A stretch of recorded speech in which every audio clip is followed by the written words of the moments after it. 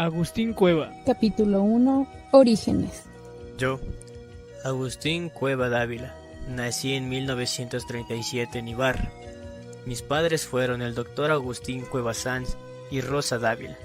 Mi padre, un abogado, catedrático y político, se dedicó a la docencia y al activismo liberal, en plena efervescencia del alfarismo. El padre de Agustín Cueva, una vez que fue elegido como diputado de Loja en 1906, viajó a Quito para ejercer el cargo. Con el paso de los años, llegó a ser maestro en la Universidad Central del Ecuador, siendo a manera de un presagio para su hijo. Luego de la caída del presidente Isidro Ayora Cueva, quien fue primo de su padre en 1931, el abogado lojano llegó a ejercer la presidencia de una asamblea constituyente, pero pasó a una etapa de declive y perdió una cátedra en la Casona. Tuvo que dejar Quito y encontró trabajo en Ibarra. Ahí conoce a Rosa Dávila, una joven de una próspera familia local con quien se casó. Capítulo 2. Primeros años. Crecí en el seno de una familia sin necesidades, en una ciudad de sobrevivientes, rodeado de un pueblo pequeño, de la ruralidad y sus necesidades, en donde la mayoría de la población era básicamente pobre, dedicada a la agricultura y a la artesanía. Mi padre murió cuando tenía 6 meses de nacido, pero al crecer pude conocer su leyenda, sobre todo conversando con la gente que lo había tratado. Se graduó de bachiller en el Colegio Americano en Quito, 1955, y luego optó por la carrera de Derecho en la Pontificia Universidad Católica del Ecuador. Capítulo 3. Formación. Fui ensayista, crítico literario, sociólogo y catedrático universitario. Tuve siempre una influencia marxista y lenicista, razón por la cual fui líder del movimiento estudiantil ecuatoriano de finales de los años 50. Debido a esto fui expulsado de la Universidad Católica y terminé mis estudios en la Universidad Central del Ecuador. Y después, en 1960, tuve una beca para estudiar sociología en la Escuela de Altos Estudios Sociales de París y en la Oficina para el Desarrollo Agrario en Francia. Perteneció al mítico grupo de los Sánticos, que nació de forma oficial en 1962, con el lanzamiento de la revista Pucuna. A través de este movimiento intentaron buscar llevar el arte a la calle, como forma de mostrar su espíritu crítico al interpretar la estrecha mirada que las élites tenían sobre la cultura y convertirse en la vanguardia de lo nuevo, a partir del cuestionamiento a la historia oficial y a la cultura nacional. Hoy, simplemente acudimos y con nuestro arte luchamos. Hemos sentido la necesidad de reducir muchas cabezas, la única manera de quitar la podredumbre. Cabezas y cabezas caerán, y con ellas himnos a la Virgen, panfletos y gritos fascistas, sonetos a la amada que se fue, cuadros pintados con escuadra y carentes de contenido.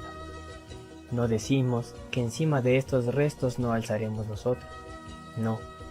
Se alzará por primera vez una conciencia del pueblo, una conciencia nacida del vislumbre magnífico del arte. A su retorno, en 1965, trabajó para la Junta de Planificación Nacional y fundó la revista cultural Indoamérica, con su amigo Fernando Tinajero. Luego se integró como docente en la Escuela de Sociología de la Universidad Central del Ecuador, de la cual fue uno de los fundadores en 1967, al incorporar las ciencias sociales con las humanidades y la literatura en la historia del país y en el pensamiento crítico, particularmente en el marxismo y el latinoamericanismo. Desde 1972 se incorporó a la Universidad Nacional Autónoma de México, UNAM, en la cual consolidó su vida académica. Capítulo 4. Pensamiento crítico. La literatura fue la herramienta que utilicé para articular y desarrollar mi reflexión sobre el mestizaje y señalar las principales contradicciones en la construcción de una cultura nacional enajenada, que respondía a la consolidación de un determinado orden social, el colonizado. En su ensayo Mito y Verdad de la cultura mestiza de 1965, construye una serie de señalamientos respecto de la actitud del mestizo frente al mundo, y como aquel se empeña en una autonegación íntima y radical de su ser, esto como producto del sentido común colonial inserto en sus prácticas. La cultura de este país no es firmemente mestiza, en cuanto no ha logrado un verdadero y sólido sincretismo, capaz de definirla como entidad original y robusta. Para que pueda hablarse de cultura mestiza es menester no solo la concurrencia heteroclítica de elementos de prosapia diversa, sino además la fusión de los mismos en un todo orgánico y coherente, estructurado en una palabra. Cueva se remonta a la época de la colonia para trazar los orígenes de una cultura nacional que en vez de ser el producto de vivencias propias del pueblo ecuatoriano, se funda en valores y conceptos del mundo europeo y blanco.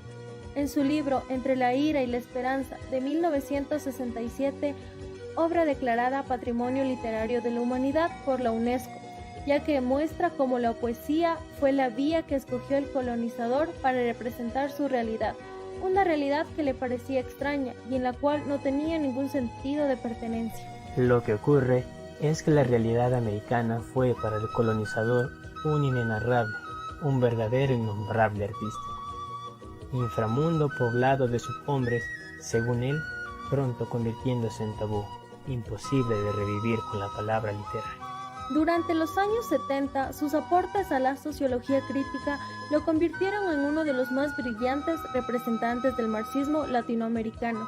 En este periodo se involucró en una intensa polémica sobre la teoría de la dependencia, tanto en sus versiones desarrollistas como en sus versiones marxistas. Él la cuestionó como paradigma explicativo por considerarla una prolongación de las tesis desarrollistas, por su uso mecánico y simplista, por lo cual todo se deduce de la articulación con la economía mundial y por dejar de lado el tema de la explotación de clases. Capítulo 5. Últimos días. En 1990 me detectaron cáncer en el pulmón. Luego de luchar contra la enfermedad, finalmente decidí volver a Quito a inicios del 92. Luego de unos meses en los que pasé en cama, fallecí el 1 de mayo de 1992, a la temprana edad de 54 años.